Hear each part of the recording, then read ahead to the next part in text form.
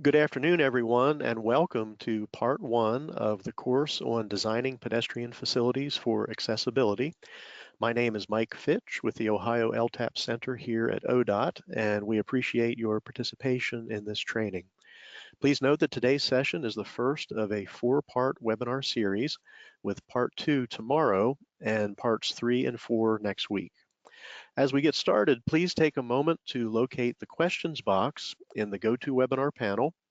And if you could please go ahead and type in your initials and send those to us as an informal roll call for today's session. This way we can also see that the questions box is working. So I see those initials arriving already. Thank you for doing that. Throughout the course presentation, please use the questions box to send in any questions you might have, and I'll be dispatching those periodically to the instructor for comment. Please note also that the handout section of your GoToWebinar panel includes several PDF resources that we'll be referring to during the course.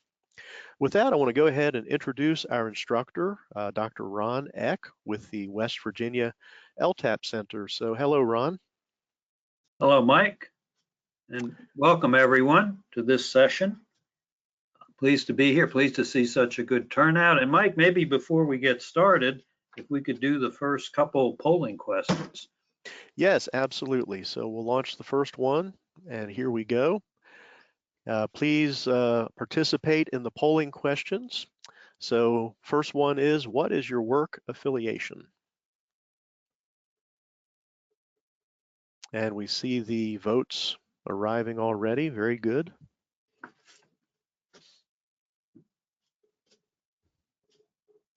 About 80% have voted. Give a few more seconds.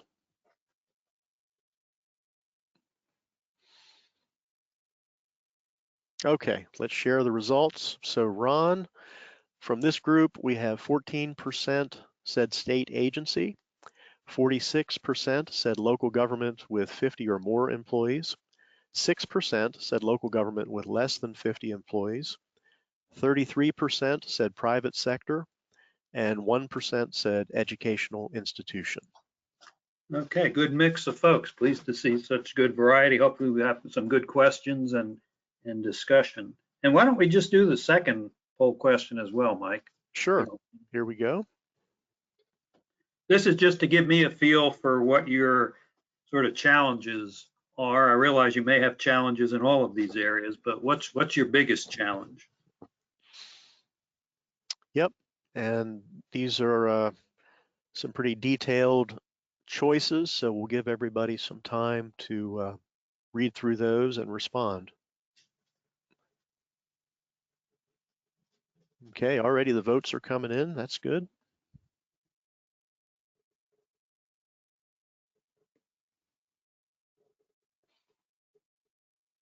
All right, about 80% have voted. We'll give a few more seconds.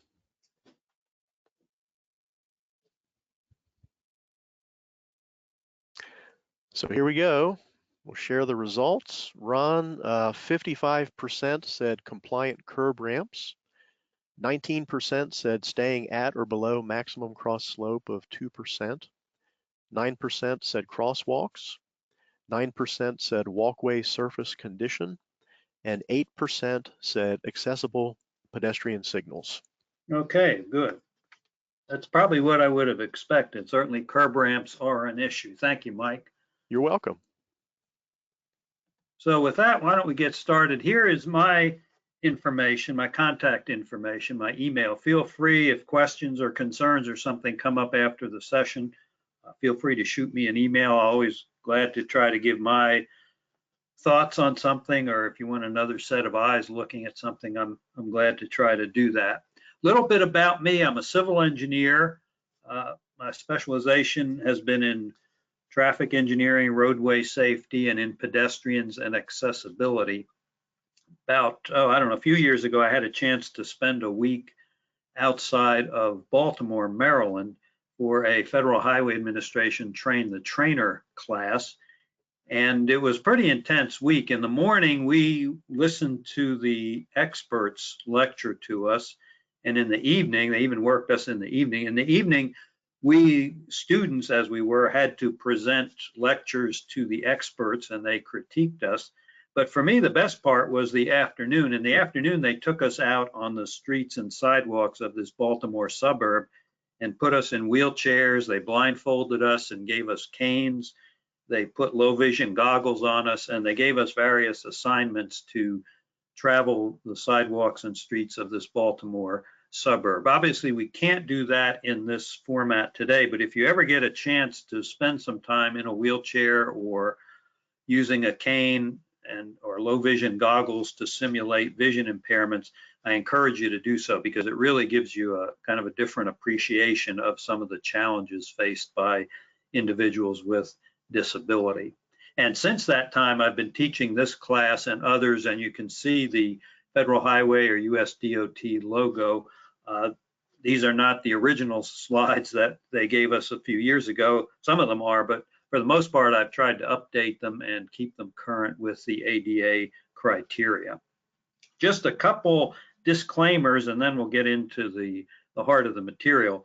But one is that I just should explain up front that this subject of accessibility is a gray area, and I realize that can be frustrating to, especially to engineers or technical people in public works. We like things to be sort of black and white or 0 and 1, and not so gray or fuzzy. But unfortunately, this particular area is a gray area, so I wanted to alert you to that up front.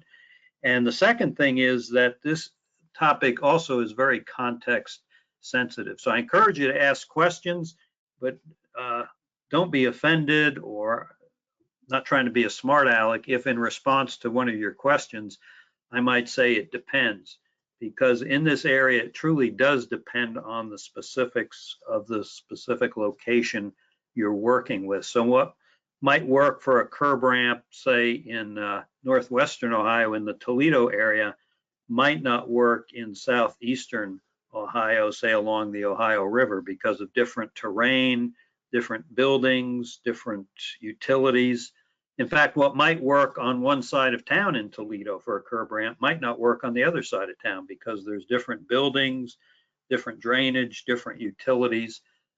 In fact, what might work on one corner of an intersection in Toledo might not work on the diagonally opposite corner for the same reasons. So you really do have to look at each specific location, and what might work somewhere might not work somewhere else because of different conditions. So rather than look at that as a problem, I like to look at that as a challenge and think, how can we sort of look or think outside the box and come up with solutions for these challenges?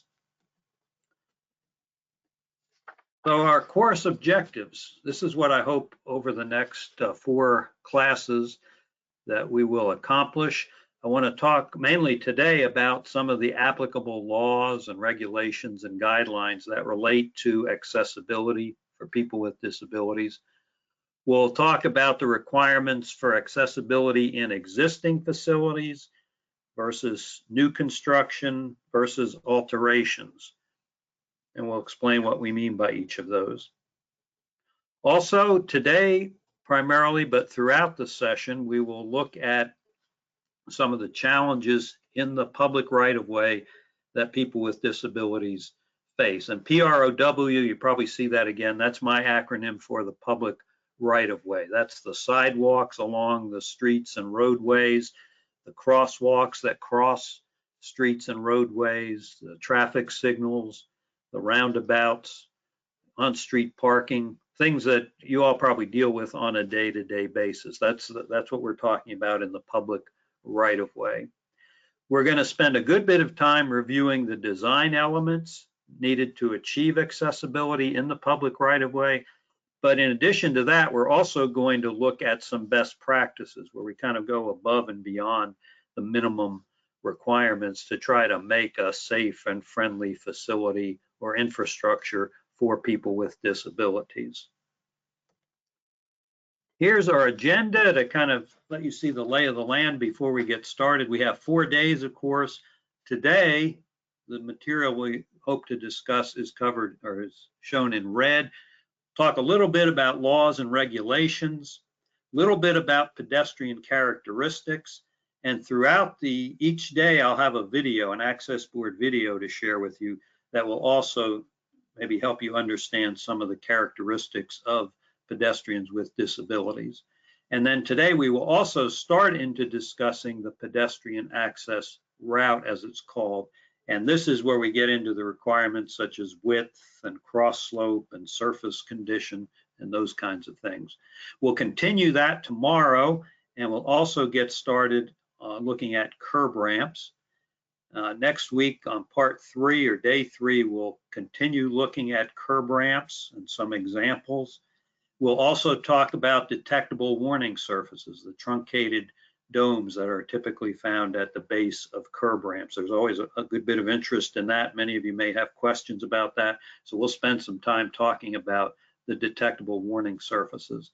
And then next Thursday, I believe it is our last day, a week from tomorrow, we will talk about a variety of other topics, including crosswalks, accessible pedestrian signals, roundabouts, turn lanes, and also a little bit about street furniture and on-street parking.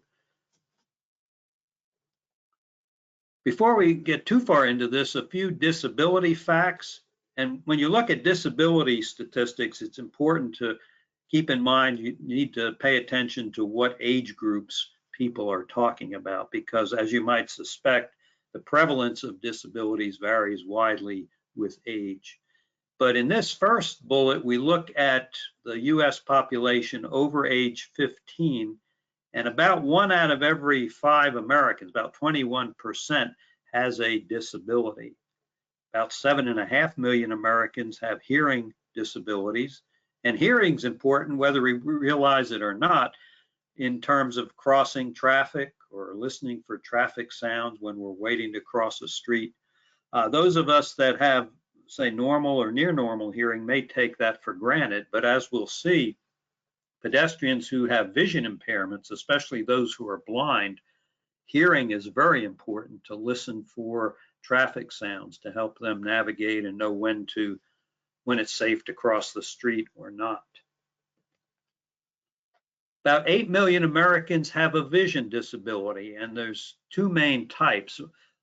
There can be blindness, legally blind pedestrians, and probably there the iconic images of a guide dog or service animal helping or assisting the blind individual. But the truth is, a relatively small fraction of blind pedestrians use a service animal. Most use a cane, such as we see here. My pointer. As we see here in the lower left, this woman is a blind pedestrian, and as we'll see in a video later, she swings this cane in an arc from side to side, probably about 3 feet in extent maybe. And what she's doing, or what any blind pedestrian who uses the cane is doing, is they're looking for shorelines or edges to help them navigate. And so in this case, this high curb or wall, whatever we want to call it, to her right, behind her in our image here, this is a shoreline. So once she detects that, and she can keep detecting that, she'll be able to walk in a fairly straight line. Of course, the other shoreline that's not visible here is probably the curb between the sidewalk and the street down here. Curbs are a good thing for blind pedestrians because they can be detected. They're another shoreline. But obviously, if I'm in a wheelchair, a curb is not a good thing. It's a barrier or an obstacle to me. So we'll see that throughout the sessions, that we have to sort of reach a balance in kind of designing and maintaining for all users, because something that's a benefit to one group in the population, like a curb, may be a barrier or obstacle for others in that population or in a different population. But so that's the legally blind. There's also a group of pedestrians who's probably greater in number than those who are blind, who suffer from what's called low vision, meaning they don't need a cane to walk because they can see shapes and colors, but they can't really see much detail. Just as an example, even corrected, someone with low vision would not be able to get a driver's license, for example, if you can imagine that. So that must be clearly pretty poor vision. But so we have to design for both the blind who use the cane, but also the low vision pedestrians who don't use a cane, and rely on color differences, color contrast, and that sort of, and textures that they can feel under their feet. And to me, perhaps one of the most significant statistics when it comes to this is notice that it's estimated that 70% of the population in the United States will eventually have a temporary or permanent disability that makes climbing stairs impossible.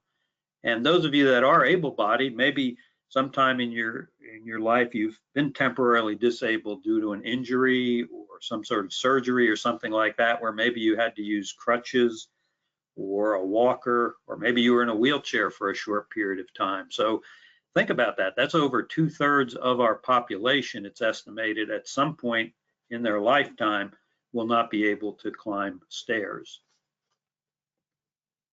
Little bit of legal background. I'll try to go through this a little bit quickly, but I think it's important to understand the legal background before we get into some of the requirements. Probably one of the major landmark pieces of legislation in the United States that relates to civil rights, and ADA is a civil rights law, is the Civil Rights Act of 1954, which is, of course, a landmark piece of legislation. But interestingly, it did not address individuals with disabilities. In 1968, the Architectural Barriers Act was passed, and it basically said that all federal facilities had to be accessible. So this is kind of the first time curb ramps were required, at least at federal facilities, such as federal courthouses and those kinds of things. Then in 1973, just 5 years later, the Rehabilitation Act was passed, specifically Section 504. And this is significant because it said any project that involved federal funds, like any road project or building project, had to have curb ramps as part of that, if there were curbs or connections between the sidewalk and the street. So this is significant because this is the first time curb ramps were required kind of generally in the United States. But that was for projects where there was federal money. But of course, that applied to a lot of states and cities and towns around the country who may have gotten federal grants of one sort or another. It meant they had to use and put in curb ramps. Then in 1990, we're celebrating the 30th anniversary this year, the Americans with Disabilities Act was signed into law by President H.W. Bush. And it, as I said, it is a civil rights law. The aim is to provide equal opportunity for individuals with disabilities so that they can access the same programs, services, facilities, infrastructure as able-bodied pedestrians. So it's a little bit different law than we might be used to in public works, where maybe, there might be an accident at an intersection and someone is injured and file a lawsuit against the city, or someone may trip and fall on a heaved up sidewalk slab on one of our streets and maybe fracture their hip, and they sue the town or the city for that, seeking compensation for their damages. Civil rights law is different. The plaintiff in a civil rights suit is not seeking monetary compensation. They're basically seeking removal of some sort of barrier or obstacle that affects their travel, maybe prevents them from getting to work or prevents them from going to the pharmacy. Or since we're in the election season here, that's a big one in terms of ADA lawsuits, is people will claim that they disabled individuals would claim, I'm not able to get to my polling place because the door is not wide enough or parking is not proper or whatever the case might be. So civil rights law is different from the tort law that we might be used to in public works. Note also that the U.S. Department of Justice, the U.S. DOJ, they have the ultimate compliance responsibility. And a key thing you see in the last bullet there is all programs and new and altered facilities, regardless of the funding source, must be accessible.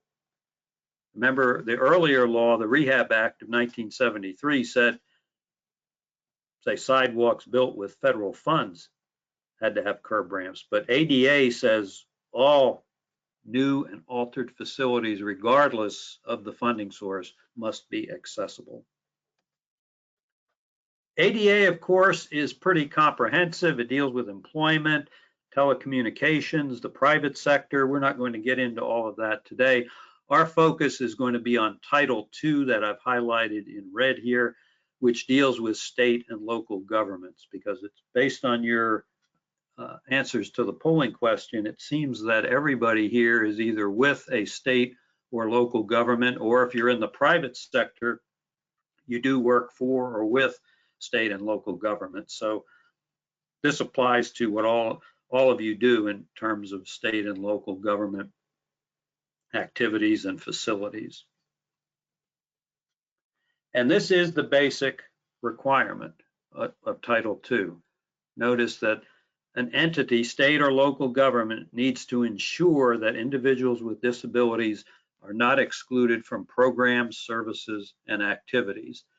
And this, of course, was written by attorneys, not by, say, engineers or technical people. So when you see the word program, that also includes the infrastructure, sidewalks, crosswalks, traffic signals. They don't come right out and say that, but that's part of a program. So pedestrian facilities are part of a program when you read that in the ADA law.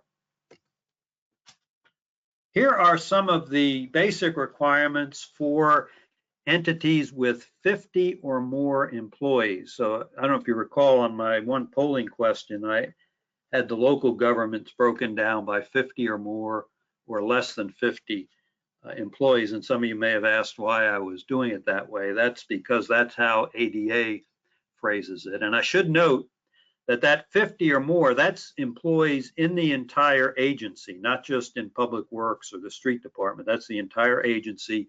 And that includes full-time and part-time employees. So for example, some towns or cities may hire college students as kind of summer interns, just part-time employees during the summer. Those would count toward that 50 total. So this would be the larger entities, and they have to designate an ADA coordinator to sort of oversee the ADA or the accessibility and compliance activities. They have to develop and post an ADA policy statement, develop and post grievance or complaint procedures, meaning if a citizen or even a visitor to the community would want to file a complaint because of some barrier or obstacle that they face, this procedure has to be documented in terms of who do they contact, what form does it need to take, how long can they expect until they get a response to their complaint, and what would be the appeal procedure, and all those sorts of things. A key thing from our perspective in public works is that these agencies with 50 or more employees have to complete a self-evaluation, meaning they have to identify the barriers and obstacles to accessibility in their jurisdiction. So maybe it's a street corner with no curb ramps. Maybe it's a sidewalk slab on a residential street that's heaved up 3 inches by the tree roots of the big oak tree or the big maple tree that's between the sidewalk and the street. So it's those sorts of things. And then that kind of grades into the development of a transition plan. The transition plan is a plan of what needs to be done to remove those obstacles or barriers. How much is the estimated cost to do that? And when do you propose to do it? So there needs to be a schedule. So that's a transition plan. It's basically a plan and a schedule for how the jurisdiction will overcome or remediate or remove its barriers or obstacles. And sometimes agencies with less than 50 people have come up to me and said, well, Ron, that means we don't have to worry about this, but that is not true. So my note there at the bottom is that all agencies, regardless of size, have to ensure that their facilities are accessible and that they have a plan for managing accessibility.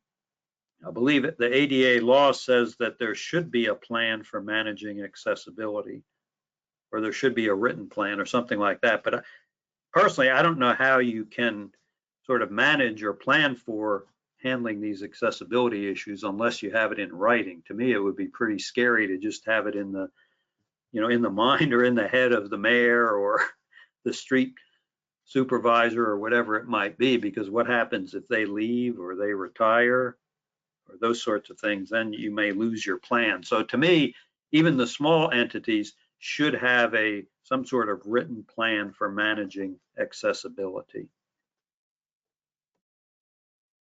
These are some of the elements that should go into the transition plan. I talked about some of these. Notice that first bullet there, that's the self-evaluation to identify the obstacles. And then a description of how are you going to make the facility accessible. So if a curb ramp is missing on the northwest corner of 5th and Maple Streets, your discussion might be, well, we're going to install a curb ramp. We're going to install 2 curb ramps on this corner, 1 for each crosswalk. Or if the problem is a sidewalk slab heaved up by tree roots, you might say we're going to, remove the existing slab and remove some of the tree root, although that may harm the health of the tree, and then we're going to install a new slab, and we're going to do that 2 years from now. So that's the schedule part of it. And then, of course, the name and position of the person who's responsible for implementing the plan.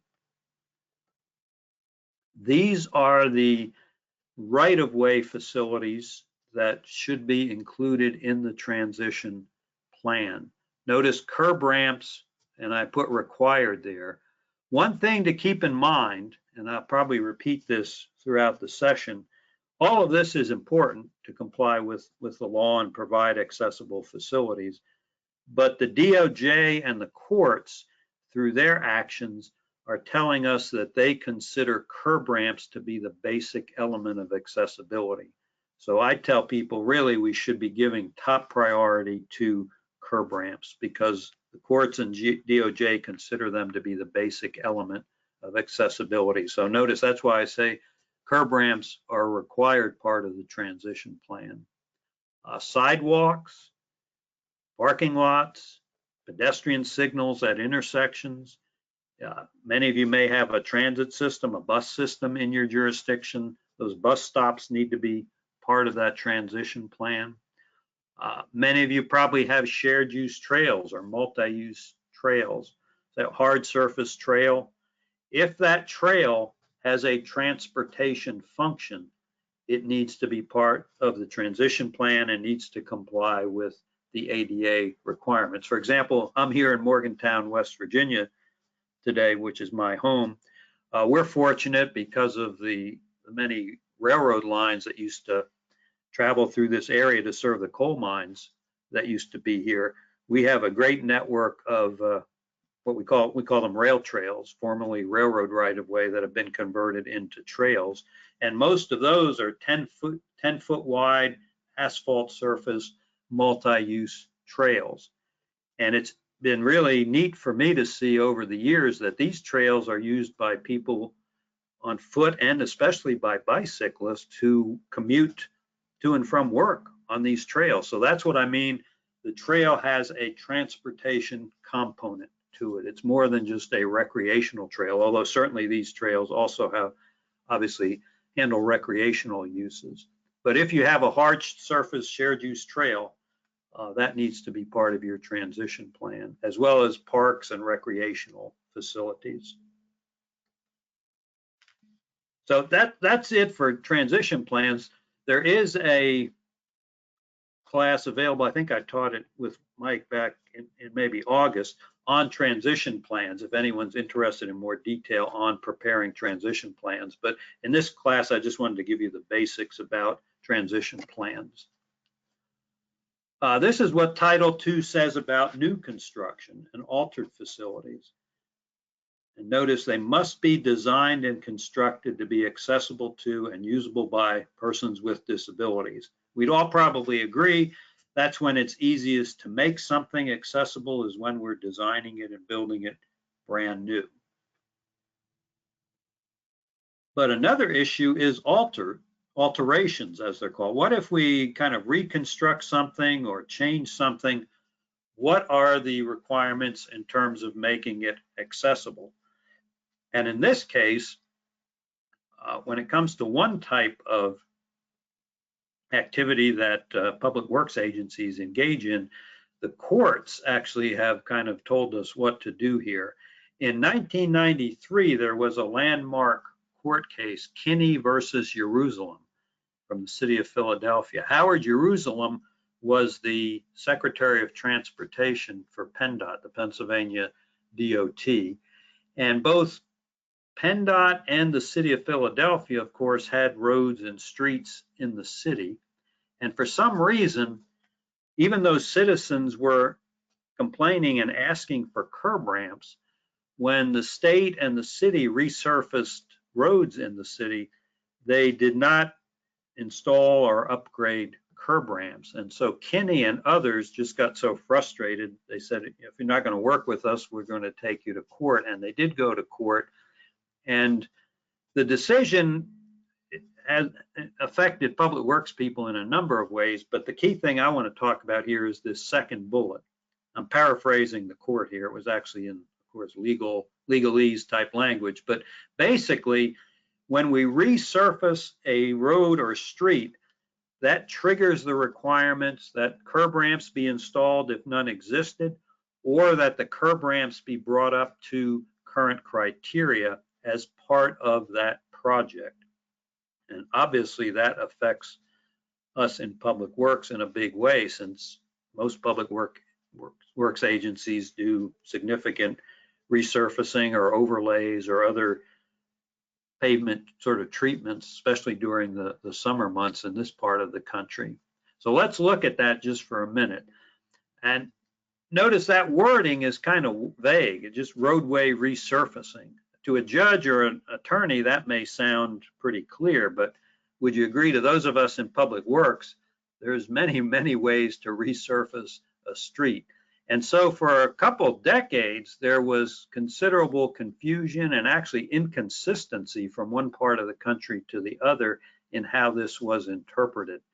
So in July of 2013, technical assistance was issued by a joint committee of Department of Justice attorneys and Department of Transportation, mainly FHWA engineers. And this next slide is kind of the summation of that joint technical assistance. So notice in this diagram here, in this graphic, there's a heavy dashed line through the middle here.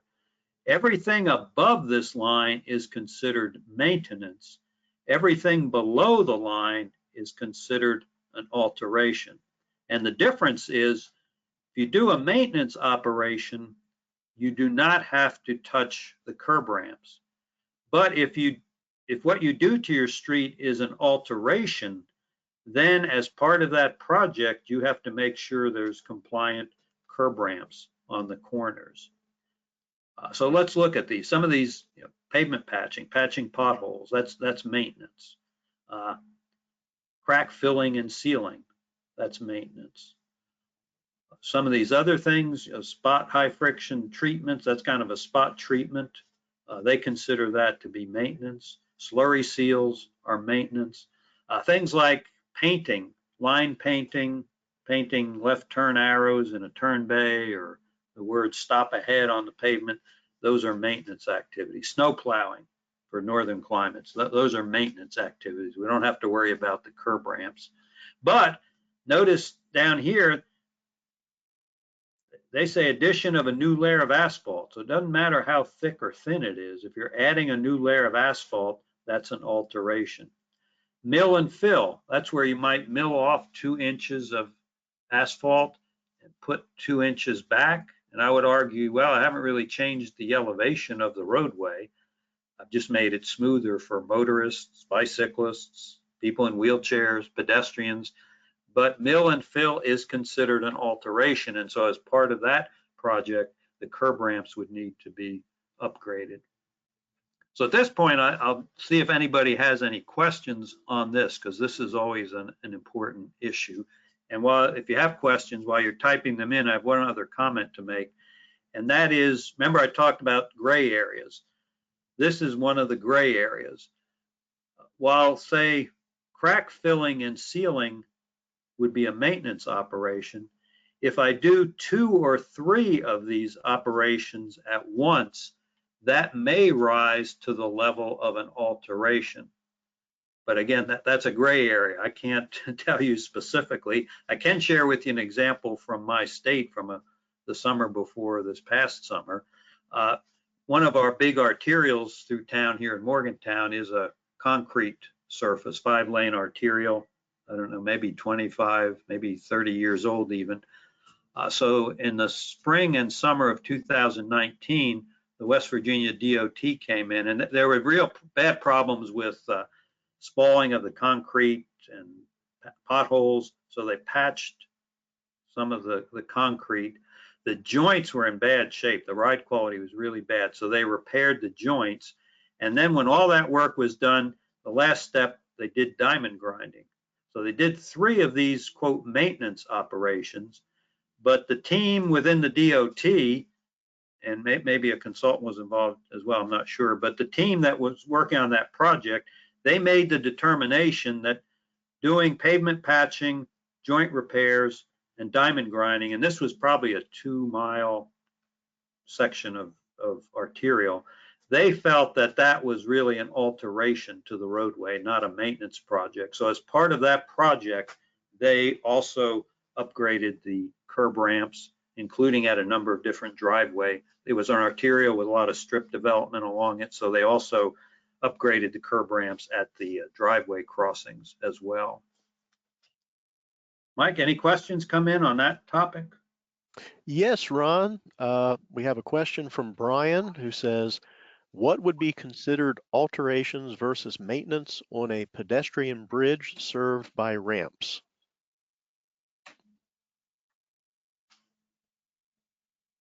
Oh, that's a good question.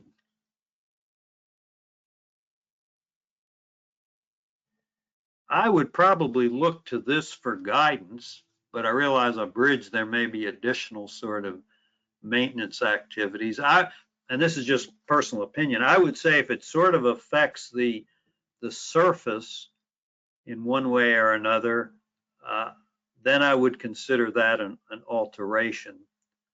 If it affects a significant portion of the travel surface, that would be another factor to consider, as opposed to just maybe an isolated, patching a hole in the deck or isolated, sealing some cracks or joints that might be tens of feet apart, that sort of thing. But yeah, that's a good question. But I think I would probably look to this for sort of some general guidance, but also look at what impact is your operation having on the surface and the kind of the travel quality of the walking or riding surface, assuming there's bicycles on that as well. Good question. Thanks, Ron. Next question is, if a sidewalk needs to be brought up to code, does the resident pay for the update or does the city or state pay for the update? Very good question. Common question around the country. That would depend on probably how your municipal ordinances or what have you are written. It could be either way, but I would say, and I'm not an attorney, obviously, I told you I'm an engineer, but having taught this class when we were doing in-person training with a civil rights attorney from time to time, I've picked up a little bit of understanding of the law. And what folks have told me is that even though maybe it's the property owner who needs to pay for the improvement or the upgrade, that ultimately if an ADA lawsuit were filed or if the DOJ came into town to investigate, that it would probably be the municipality or say the state agency, if that was applicable, that would be sort of on the hook legally, because DOJ or the courts would look at it as the city or the state, the road agency should be looking out at sort of the whole transportation network or network of pedestrian paths, whereas the property owner obviously is just focused on their particular, whatever their frontage might be, for example.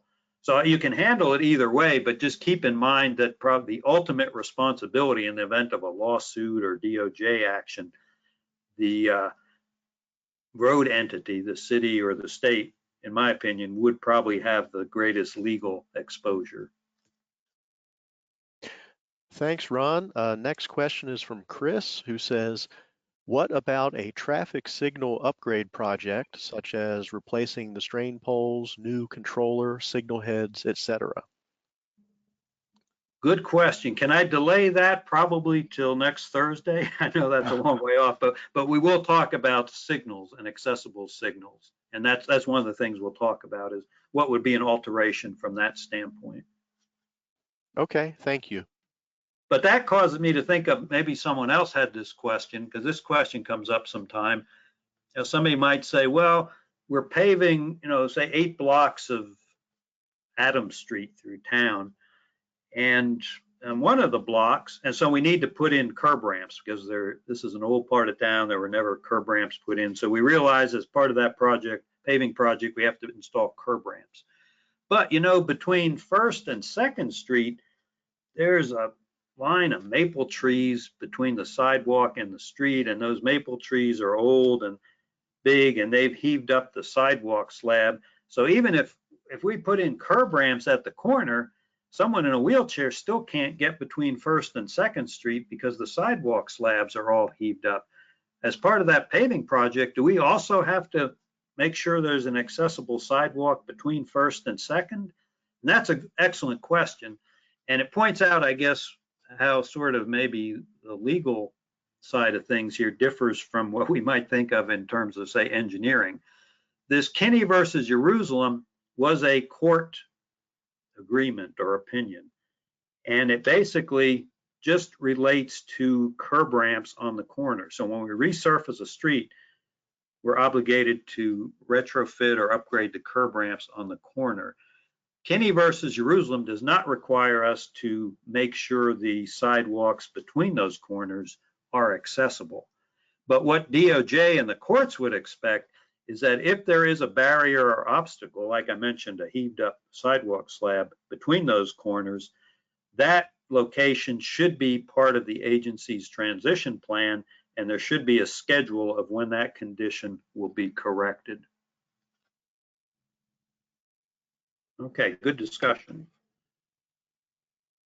I think we sort of mentioned this maybe in the introduction. For existing facilities, of course, we want to make them accessible, but we have to balance the user needs, the constraints of the existing conditions, which might be right-of-way, drainage, utilities, structures in the area, things of that sort, and also obviously available resources. So let's look at that a little bit. You can see this section of the CFR discusses what's called an undue burden. I don't know if anybody's heard that term. I wouldn't expect that you have. It's a legal term, but basically I think sometimes agencies will say that they didn't build curb ramps or they didn't make something accessible because it was an undue burden, when really what they meant is it costs too much. But before you make that sort of defense or justification, I would caution about a few things. Number one, notice the first bullet there. The DOJ and the courts would look at it in terms of all resources available for a program, not just for a project. Let me give a simple hypothetical. Let's say a small town is going to pave a street during the summer, and I'm just making this up, but let's say it's going to cost $400,000. And let's say to install curb ramps, to design and install the curb ramps, is going to cost $300,000 by itself. So it's almost costing as much to do the curb ramps as to do the paving.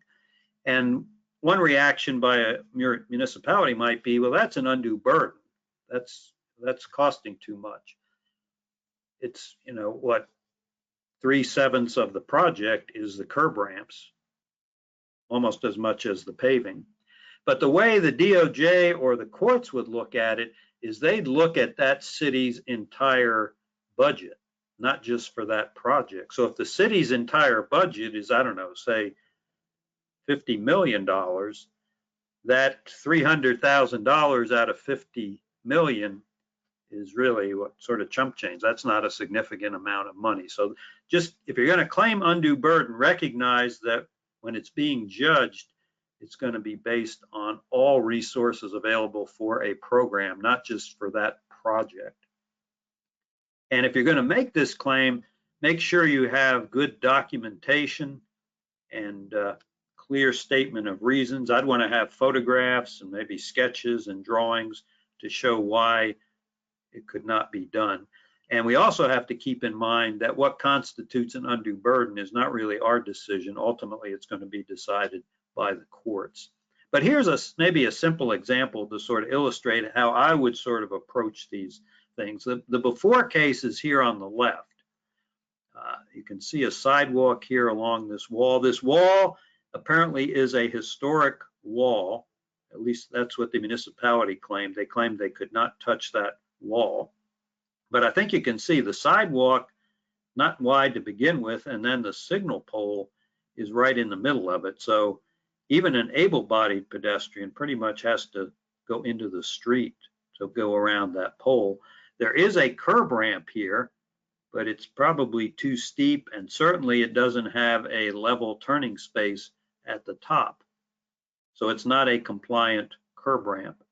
This particular municipality was going to resurface this street. I think you can see it's a 5-lane arterial. And when they first looked at this, and they recognized as part of Kinney versus Jerusalem, part of that resurfacing, they were going to have to make this curb ramp compliant with the current criteria. And at first they just threw up their hands and said, we can't do it. This, you know, we have the curb here. This retaining wall is historic. We can't touch that. It's an undue burden. But then they got some other folks from outside the community to take a look at it, and they start thinking outside the box a little. Turns out, I think this curb lane here is like 14 feet wide. This lane is 12 feet. The turn lane in the center, I think, is 15 feet wide.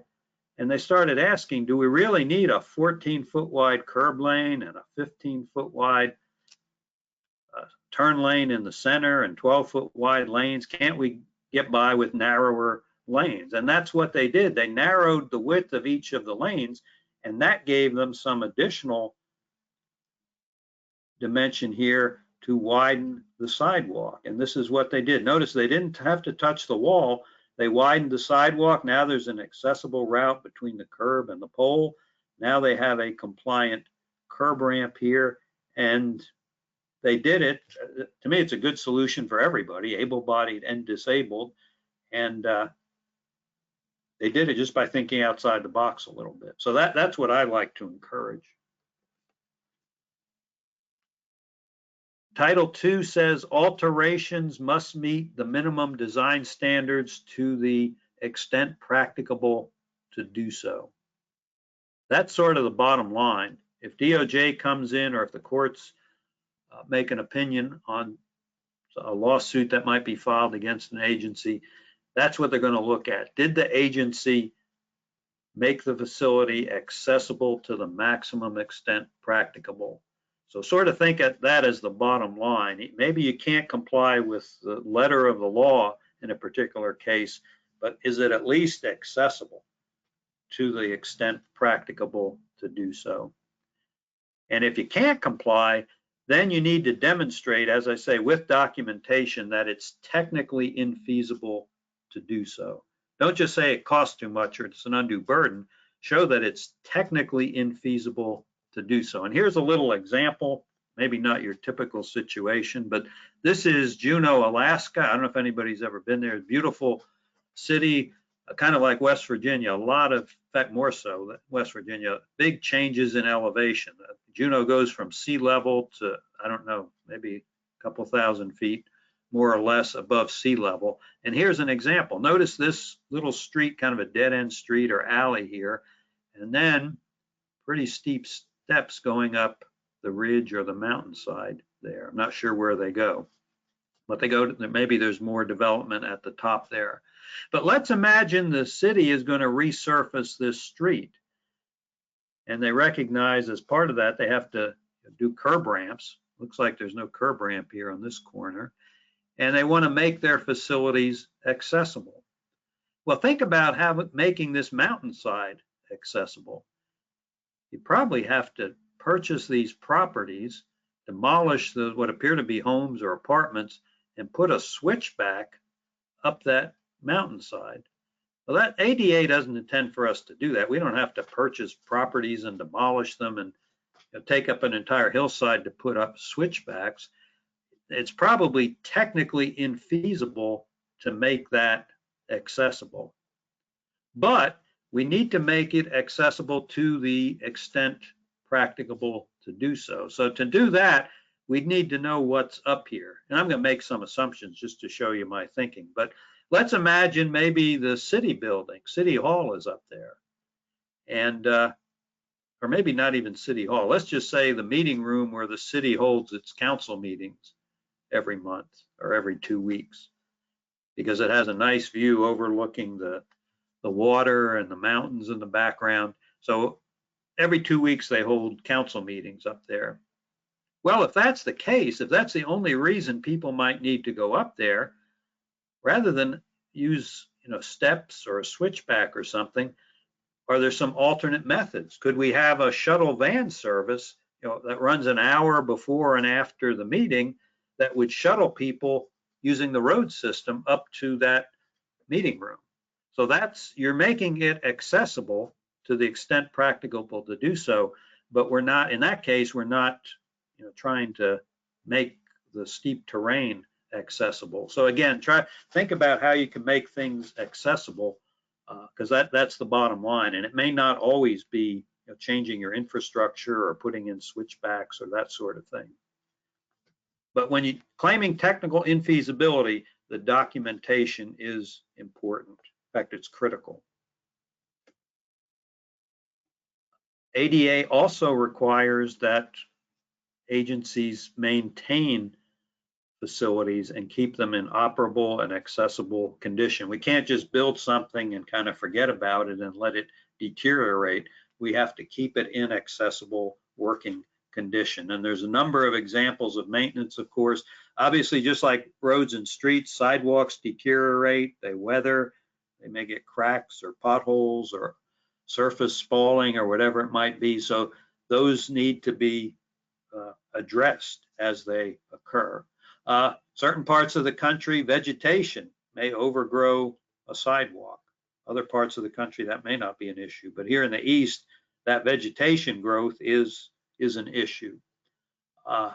Some parts of the country, again, snow and ice accumulation. And this gets into the question earlier about property owners and responsibility versus, say, the municipality's responsibility. That's another good example of that issue. Making sure that the sidewalks in the public right-of-way are cleared of snow and treated for ice and so forth. In certain conditions, maybe you have an elevator that serves an overpass over a roadway or something. Sometimes the elevators go out of service, right? And getting those back in service in kind of a timely fashion. Those are all maintenance issues. Hey, Ron.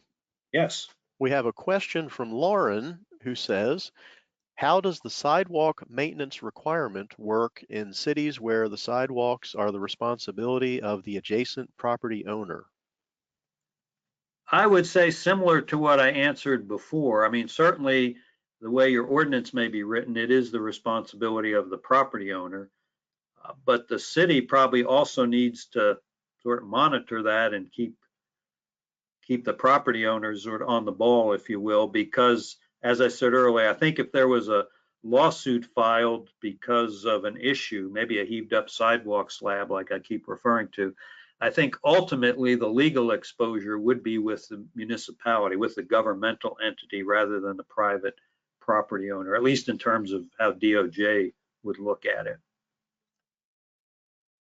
So I'm not saying this questioner is suggesting this, but I don't think we can just say that, well, that's the property owner's responsibility. We don't have to worry about it. I think the city or the municipality does need to monitor, maybe, keep the property owner on the ball, because as I said, ultimately, I think the legal responsibility would be with the public entity. Good question. A little more background. Maybe some of you have heard of this or familiar with it, but ADAG, ADAAG, the ADA Accessibility Guidelines. They're also known as the 2010 ADA Accessible Design Standards. As the slide said, this is the current law when it comes to ADA. The issue that we face in public works is that ADAG was developed primarily for buildings and on-site facilities like this facility I've tried to depict here. Notice it looks like maybe a private office building, but it could even, let's say it's a city library or a county library. It could be a library. There's a parking lot here. Maybe the public right-of-way is well in the foreground, not even in this image. And then there's a walkway, elevated walkway into, say, they'll call this the library. This is not really the public right-of-way. It's a public facility, but it's not the public right-of-way. This would be called a building and associated on-site facility. So this would fall under ADAG. But ADAG does not address a lot of the issues that we face every day. ADAG really doesn't mention the pedestrian access route in, let's say, the degree of detail or reality that we might need in public works. It's pretty general on detectable warnings. It's silent on crosswalks. ADAG is silent on accessible pedestrian signals. Those of you that may work with ADAG know that ADAG addresses parking lots, but it does not deal with on-street parking. And many of you probably face on-street parking issues, especially those of you with municipal governments, maybe not so much the state, but municipal governments certainly face issues with on-street parking. ADAG does not address roundabouts. And so there was a problem that ADAG is the law, but it doesn't address many of the issues that we deal with. So in 2002, the U.S. Access Board issued the first version of what was called and is called Proag, the Public Rights-of-Way Accessibility Guidelines. Proag is a standalone document that specifically relates to the public right-of-way. So it addresses things like roundabouts, signals, crosswalks, and other topics which we'll talk about. The issue with Proag, as the last bullet there indicates, is it has still not been signed into law. It's undergoing the rulemaking process. We're operating under the 2011 Notice of Proposed Rulemaking. But having said that, the US DOJ, whose logo is here, and the US DOT, whose logo is here, and the courts are telling us that we should be using Proag in our design and construction in the public right-of-way, because it is the best available guidance for dealing with issues in the public right-of-way. And so that's the theme I'm going to use throughout the rest of today and tomorrow and next week's classes. Is everything will be based on Proag. I still run into folks from time to time who will say, well, our community is going to wait till Proag is signed into law before we follow it. And I would just advise that's not good thinking, because as I said, the courts are saying we need to be following Proag. And in fact, a number of state DOTs and cities and towns around the country have already themselves gone ahead and adopted Proag as kind of the standard in their agency. So to me, there's really no good reason that we shouldn't be using Proag when we're talking about accessibility in the public right-of-way. And I think I've just mentioned these things, although I appreciate it can be confusing, and I appreciate also that public agencies are going to have to use both. I showed you that library there for like your city building or your county courthouse or libraries or other facilities. Those will have to comply with ADAG, but the sidewalks, crosswalks, traffic signals, roundabouts in your town or city will need to comply with Proag. So you'll need to use both. And I realize it can be confusing because they're not always identical where they do address the same topics. One reason is that ADAG is based on a person in the wheelchair. That's the design user, if you will. And so those of you familiar with ADAG know if, for example, you're designing a hall in a building, the minimum width is 3 feet. But in Proag, the design user is a person on crutches who has a footprint of maybe 3.5 feet. So in Proag, the minimum width is 4 feet. And as I say here, sometimes the biggest challenges are at the interface of the public right-of-way and private property. And both of these, I was not involved with these, but these both images here were emailed to me by people who had been in my training in the past, and they both came in the context of an email that, the subject line said help, and they sent these photos and said, that we're ready to place the concrete, or we're ready to do this or that. What do we do? Because obviously there's problems here. And so notice here, this is not even an accessible entrance. The accessible entrance is to the far right, but notice that these steps here are not going to match up too well with the sidewalk and may create a safety issue for pedestrians.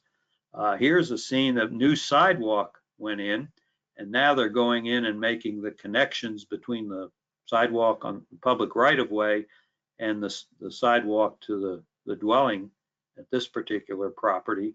And notice that looks pretty steep there. I don't know how they're going to make that accessible. And this looks pretty critical, doesn't it? Because it looks like this home, either someone who resides there or visits there frequently, apparently is in a wheelchair or has some sort of mobility impairment that they need this ramp to get in and out of the home. So this connection may be pretty critical.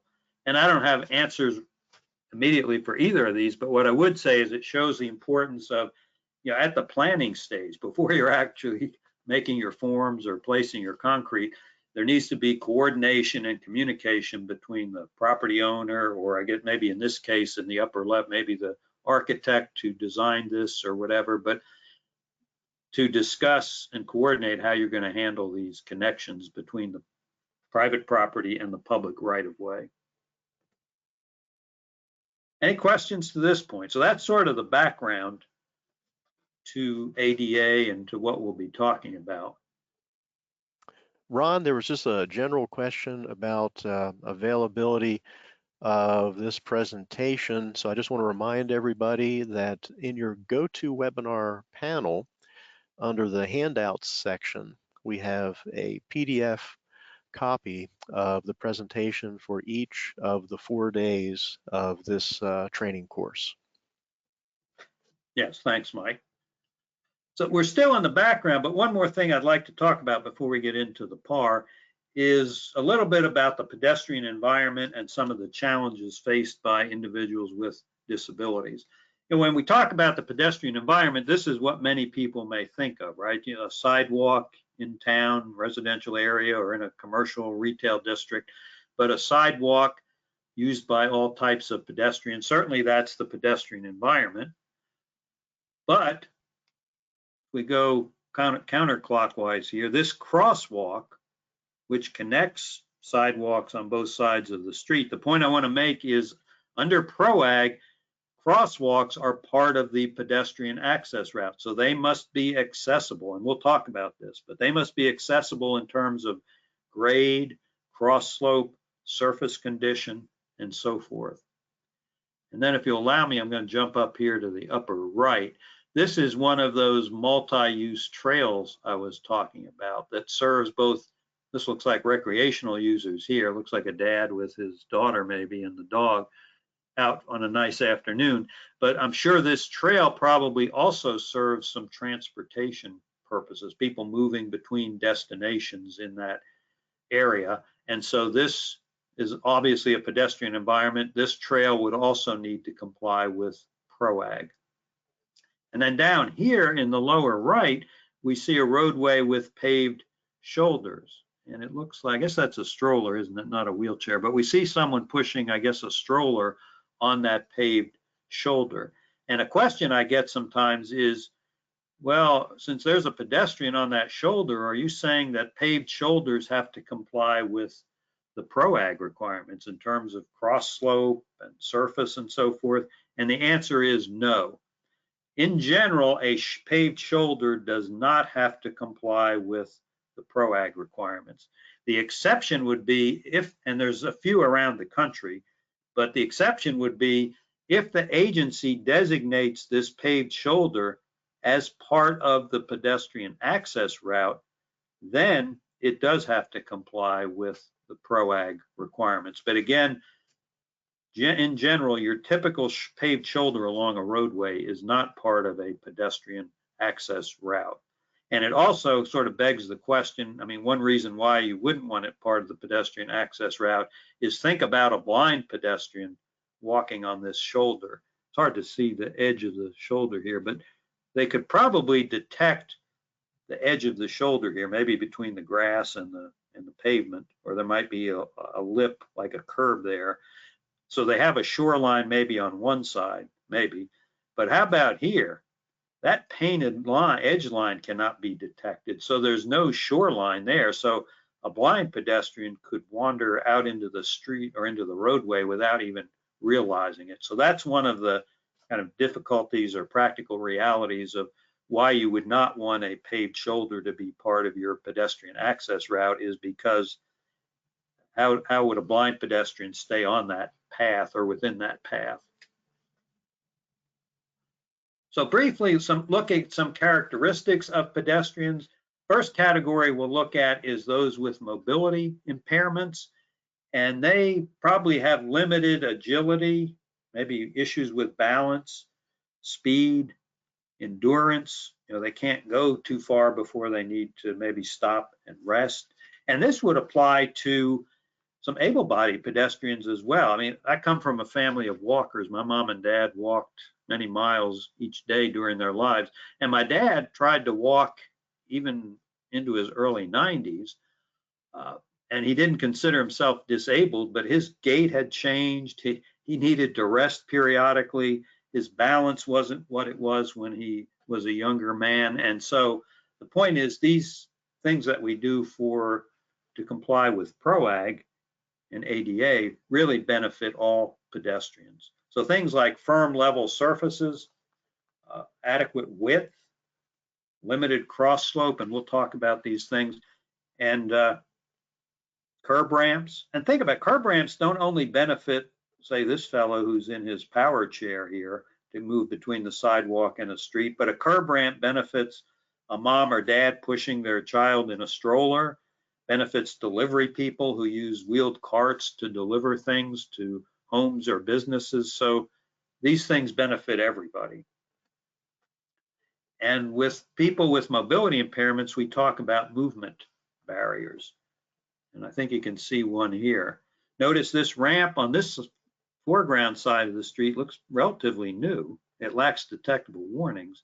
But notice that there's no corresponding ramp on the other side of the street. So this individual is going to have to probably travel to the right or the left in the street in their manual chair, which is clearly not a safe or good thing to do. Here's some other movement barriers. I think we've all seen this. At least those of us here in the East, we have older infrastructure and a lot of poles and other things are in the middle of our sidewalks. This image does not do justice to the situation. This is a static image of a curb ramp without a level turning space. And unless you try this for yourself, you can't imagine the degree of difficulty to go up a ramp and to try to turn at the same time. And it's no coincidence, it's not because of cold weather that this individual has gloves on. That's because of the wear and tear on the palm of your hand trying to go up a steep ramp, but also try to turn. So I mentioned earlier, curb ramps should be the basic element of accessibility, should be our top priority.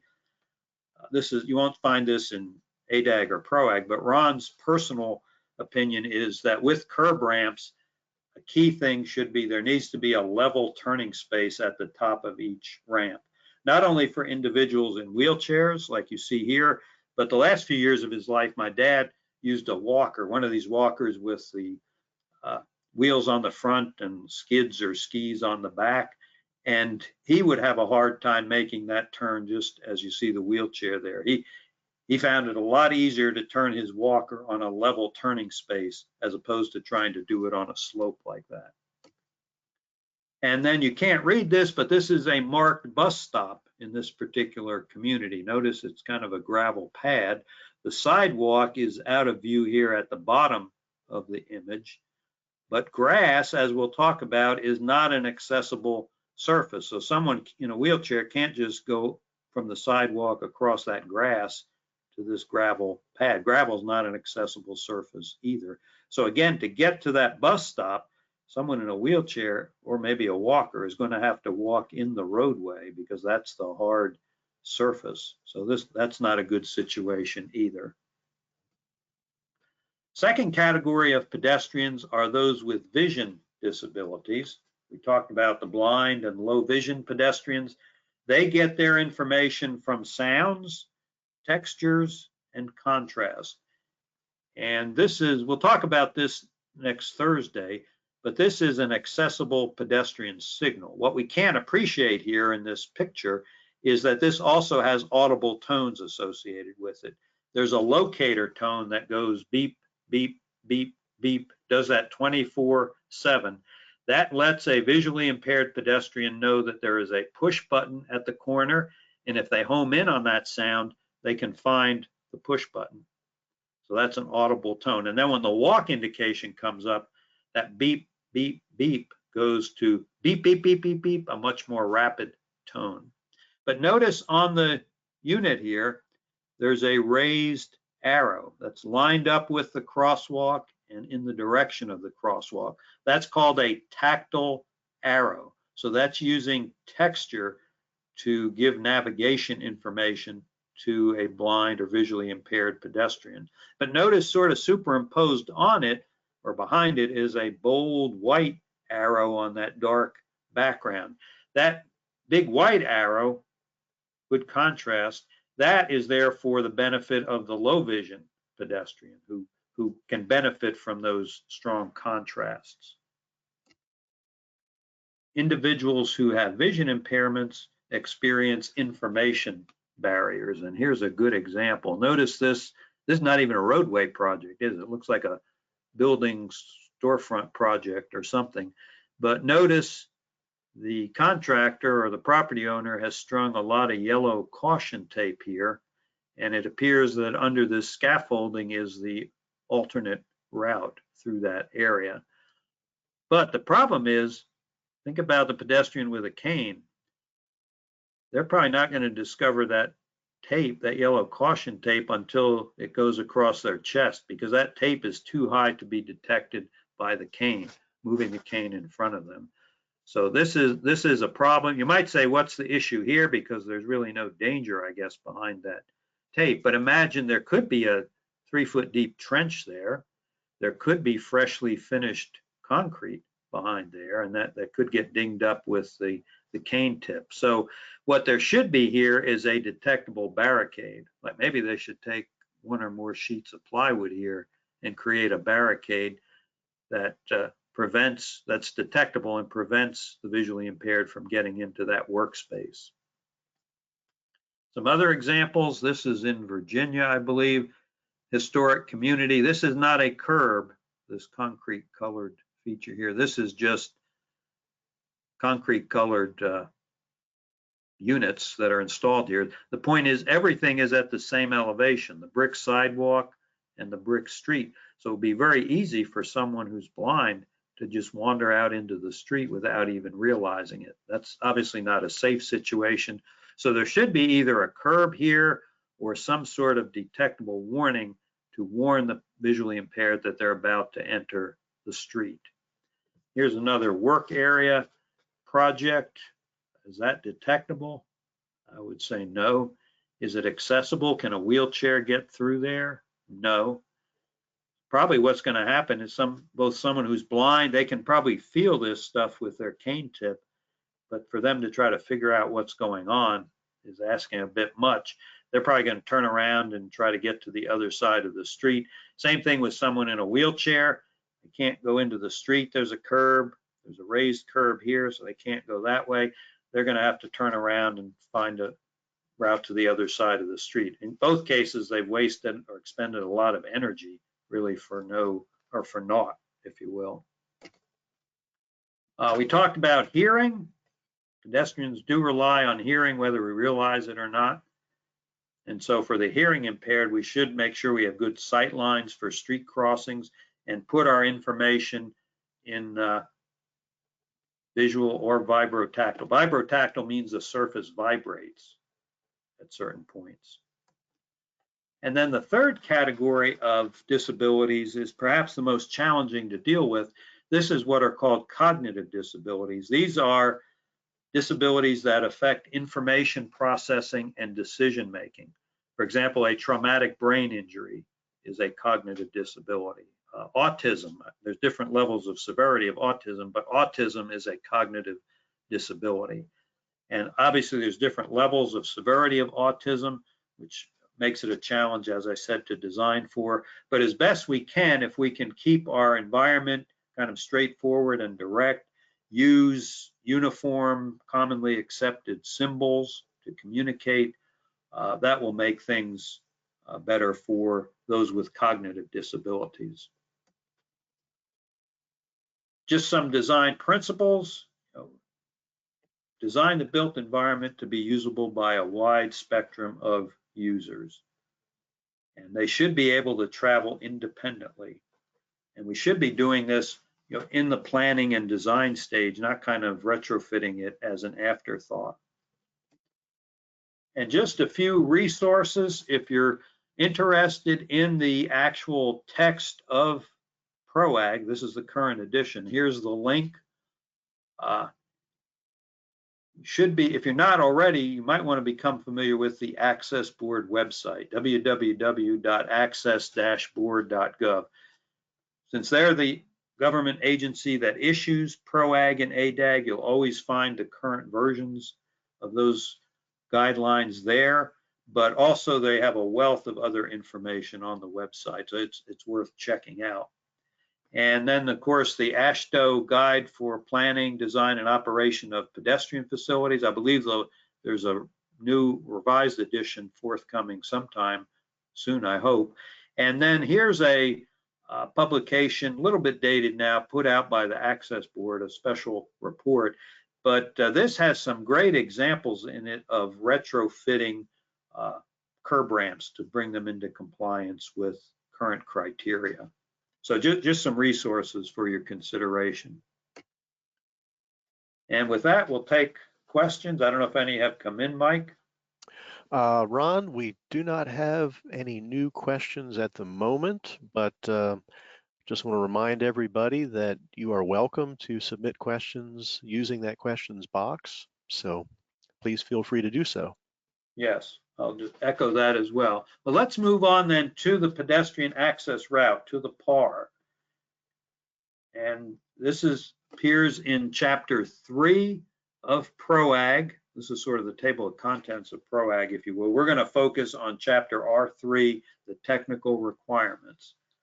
And the PAR deals with width, grade, cross slope, and surfaces.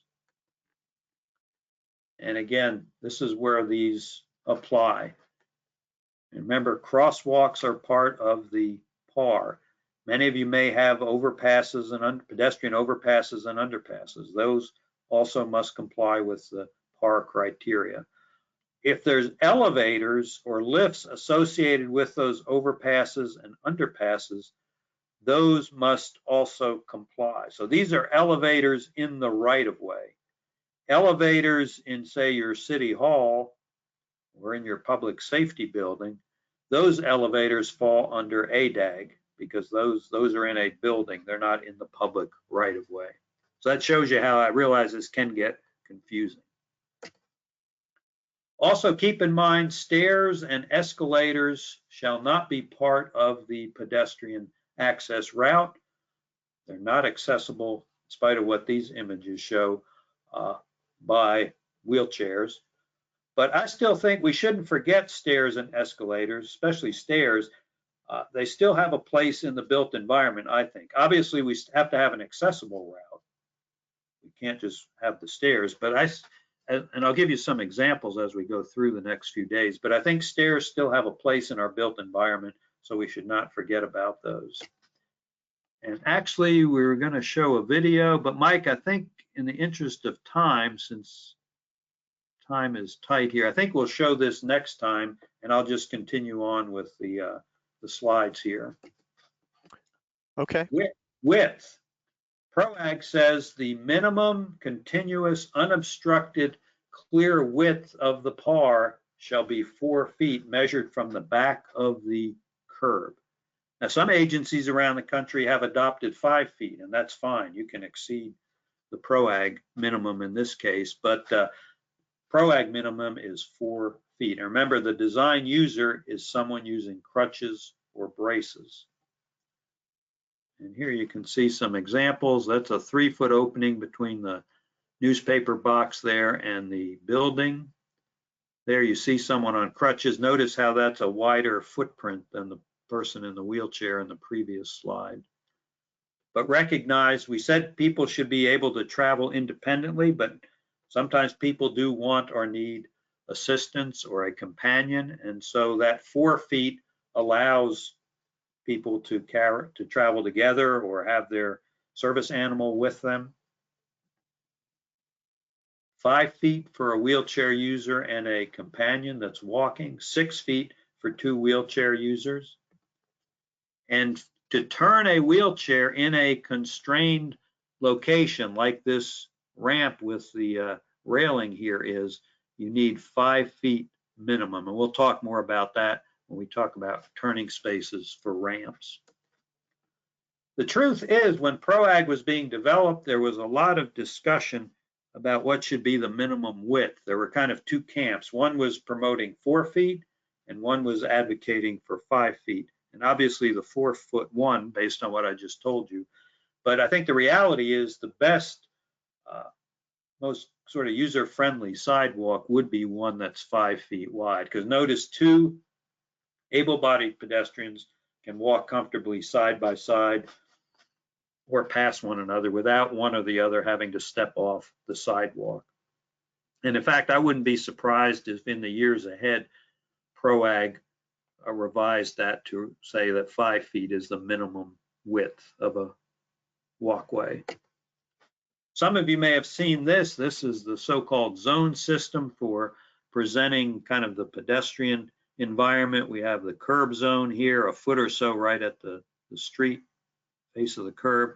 Then a furniture zone, buffer zone, tree lawn. They have a variety of different names for maybe your trees, street furniture, bike racks, parking meters, benches, those kinds of things. Then the pedestrian zone. And then if you're in an urban built-up area, a frontage zone to allow for door openings and such. And sometimes people ask me, does Proag require a furniture zone? And the answer is no. They're desirable, I think, as we'll talk about, but they're not required. What Proag says, though, is your pedestrian zone needs to be a minimum of 4 feet clear, unobstructed width.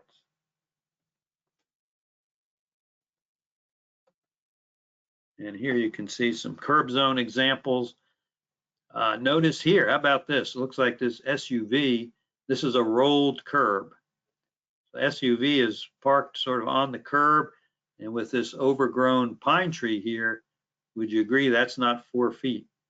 Looks like more like 1.5 or 2 feet. So this is an inaccessible section of sidewalk, at least right now, as you see it here. So oftentimes you'll hear folks in the disability community talk poorly about rolled curbs because they allow motor vehicles to park partway on the sidewalk. But again, this stuff is context sensitive. Next time I'll probably show you an example where maybe a rolled curb is the best solution to a situation. I talked about the furniture zone. There should be no protruding objects. What do I mean by that? Let's imagine this tree looks pretty well pruned or trimmed here, but let's imagine when it was young, somebody failed to trim a shoot that came off of here and eventually grew into a tree branch or tree limb. That would be a example of a protruding object. It's an object that goes over the sidewalk, but it's at a height that could interfere, could poke somebody in the eye or hit them on the head, but it's too high to be detected by a cane. So here's some guidance on protruding objects. A protruding object is anything that extends more than 4 inches into the pedestrian circulation path at a height above 27 inches and less than 80 inches. So basically anything in this area defined by the dashed red lines, if it extends more than 4 inches into there, it's a protruding object, like a tree limb, fire department connections, signs, hanging flower baskets.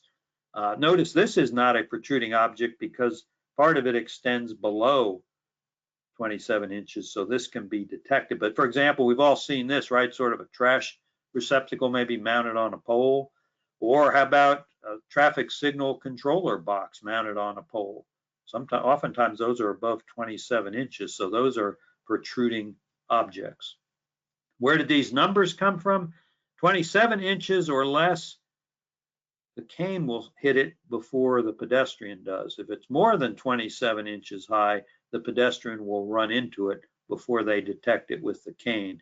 And 80 inches, I believe, is the standard height of a door in building construction. So that's where that upper limit comes from. Here are some examples. There's a traffic signal controller box. Window air conditioners in older communities where the buildings, the homes might be, apartments might be right up against the street. Drop boxes. The furniture zone. How about this bus stop compared to the previous one I showed you? This looks a lot better. Proag doesn't require a shelter. Proag doesn't require a bench. But what Proag would require is an accessible route, like you see here in the bottom where my cursor is, for someone to move from the sidewalk to the street. Notice on the other side, it's not accessible because the trash receptacle there blocks the path. And the pedestrian zone, we said, needs to be a minimum of 4 feet wide. If it's 4 feet or if it's less than 5 feet, we have to provide passing spaces, 5 by 5 foot passing spaces every 200 feet. So that's why some agencies around the country have just said, we're going to say our minimum width is 5 feet. That way they don't have to worry about providing passing spaces. Here's an example. This is actually from where I am in Morgantown. As part of I may get into some of this later, but there was a issue with some reconfiguration of the street maybe 8 or 10 years ago that caused one of the section of sidewalk, not this one, to be inaccessible. And so as part of a court agreement this summer, the state has made accessible on both sides of this arterial the sidewalks. But here, what was here originally was a 4 foot wide sidewalk, but of course with this is the supports for a sign bridge over the roadway. That sidewalk was of course inaccessible. So as part of this agreement to improve accessibility, notice what they've done. Actually had to acquire some additional right of way to widen the sidewalk there around the pole. Here's another example, widening around a tree. Textbook solution says that might be better, but what you have there I think is okay. A bigger concern of mine is that I don't think they've addressed the tree root problem. That within a short period of time, these slabs will probably be heaved up as well. And the frontage zone, I think we've talked about that. Here you see it in a residential area. And then here's a commercial area. Notice a potential protruding object, but hopefully these were placed there intentionally. These ground-mounted planters, I think, prevent somebody from getting in there and striking their head on the flower basket. And I think our timing is good. This is my last slide, and I think we're just about out of time, Mike. So if you have questions, feel free to type those in. We can address those next time, if not today. But otherwise, before I turn it back to Mike, thank everybody for participating, for your good questions. Wish everybody a good evening, and we'll talk again tomorrow. Thanks. So Mike, I'll turn it back to you. All right, thanks, Ron. And we look forward to part 2 of this series tomorrow afternoon. So thanks everybody for attending today.